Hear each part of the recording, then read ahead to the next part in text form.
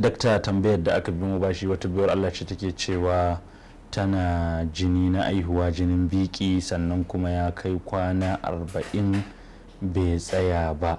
To wasu sun ce mata kwana 40 kaɗai yake yi, yaya za ta yi da ibada? A cikin tambayar da kuka mata je bayan ta bugo waya, an tambaye ta cewa shin ta tambayi wasu daga cikin danginta ya yake musu, ta ce bata tambaya ba. Akan wannan tambayar yar uwa da ke tambaya game da jinin nifasi, wanda a shari'a jinin nifasi da jinin al'ada kusan hukuncin su daya ake hadawa, wadda abin da ya shafi iyakance mudda na jini sawa'un na haihuwa ko na abin nan na al'ada, babu nassi guda da za a ce ya iyakance cewa ga iyakacin lokacin da mata kwanakin da za su ɗauka na jinin al'ada ko jinin wato haihuwa. Illa iyaka shari'a ta gina abin akan urfi. Wato jinin al'ada dama an ce al'ada. Al'ada kuma takan bambanta daga guri zuwa guri, yanayin guri, yanayin ɗabi'an guri, yanayin matan guri. To mafi yawa akan wannan du malamin da ka ji ko ashabul mazahib da suka gina iyakan cewa sun gina ne akan tajriba. Wato lura da cewa wannan tayi, wancan tayi, wancan tayi, bibiya, istiqra. Wato a bibiyi yanayin mata a wannan bangare, sai aka tara cewa mafi yawa kashi 90 ko kashi 85 misali, an samu cewa ba sa zarta wannan. Wanda wannan ka'idan annabin Allah ya bada ita, hadisin da ya tabbata a cikin sunan na Abi Dawud, hadisin Hamna bintu Jahshin. Lokacin da jininta ya sinke mata, take kokawa annabin Allah yanayin jinin ya wuce duk yadda annabin Allah ya sifanta ta yi don ya tsaye da jinin, ta ce abin ya wuce duk tunanin da kake yi saboda yawan jinin.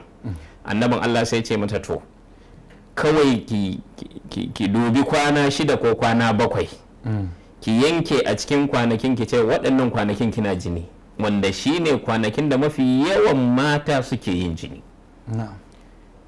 Kaga ashe nan da akwai nasu sai ya ce mata to ai jini kwana kaza ake yi. Amma gini akan yanda mafi yawan al'adan mata, wanda Imam Bukhari a cikin sahihinsa Kitabul Haidhi ya kawo batun cewa shin mace za ta iya yin jini ɗaya a jini 3 a wata ɗaya. To an tambaya Aliyu bin Abi Talib radiyallahu anhu, ya mika tambayan ga Shurai cewa yayi hukunci, wanda da Hassanul Basri da Ata da Ibrahim ne zai da sun mai da Muhammad bin Sirin sun mai da abin cewa a wannan yanayi a mai da shi zuwa ga al'adam sauran mata makusantanta, a tambaye su shin yana yiwuwa a samu mace, shi yasa na yi mata wancan tambaya, ta yi jini 3 a wata ɗaya.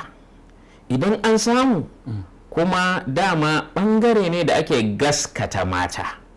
So akwai abubuwan da shaidan mace shine ke yanke husuma a wannan babin. Daga ciki akwai wannan babi na abin da ya shafi, wato abu ne da kawai Allah ya keɓe mata da shi.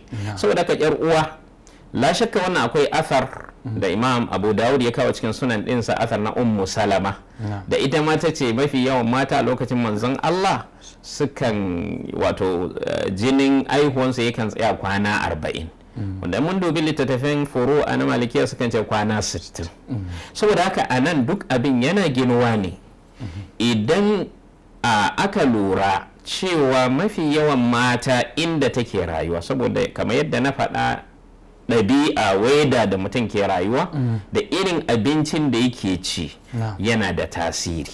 Saboda ka idan yar uwa aka lura cewa cikin danginki, cikin yan uwa, cikin waɗanda suke rayuwa an samu wanda jinin su ya zarta haka, to sai mu ce a duba in dai jinin yaushe yake kaiwa, sai ki gina akan haka. Idan mafi yawa jinin haihuwan baya wuce haka, wato baya kaiwa ko kuma baya wuce 40, to anan sai mu koma, akwai mas'ala guda biyu anan. Akwai mas'alan tantance da bambance jinin haihuwa da wanda ba jinin haihuwa, kamar bambance tsakanin jinin al'ada da kuma jinin wanda ba jinin al'ada ba shine istihada misali. A nan annabin Allah ya bayyana wa Fatima bintu abi Fatima cewa wanda ita ma jini ya zarta mata ya bata abubuwa guda biyu.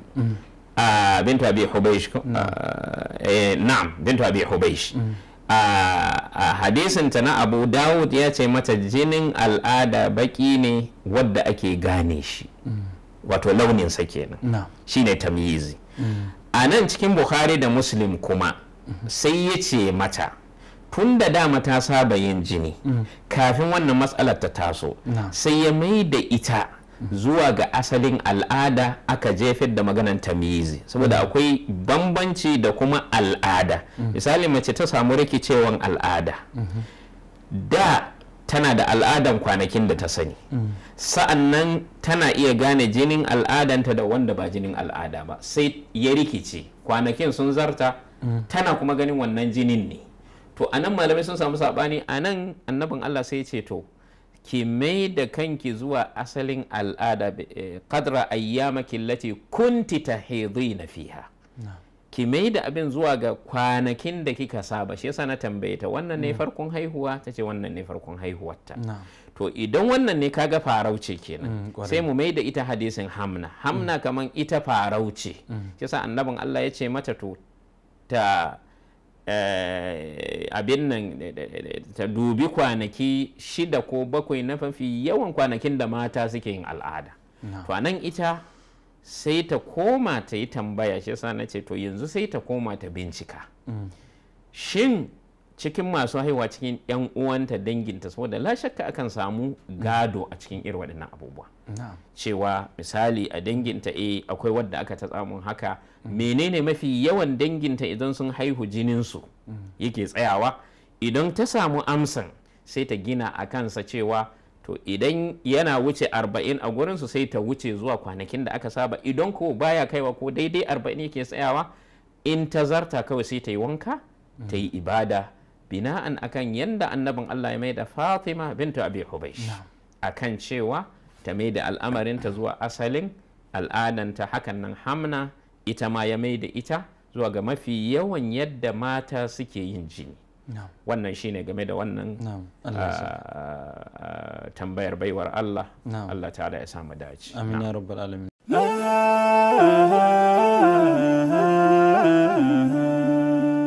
Haske mai ne ga gidan kowa Afirka TV. TV3 tafarkin rayuwa.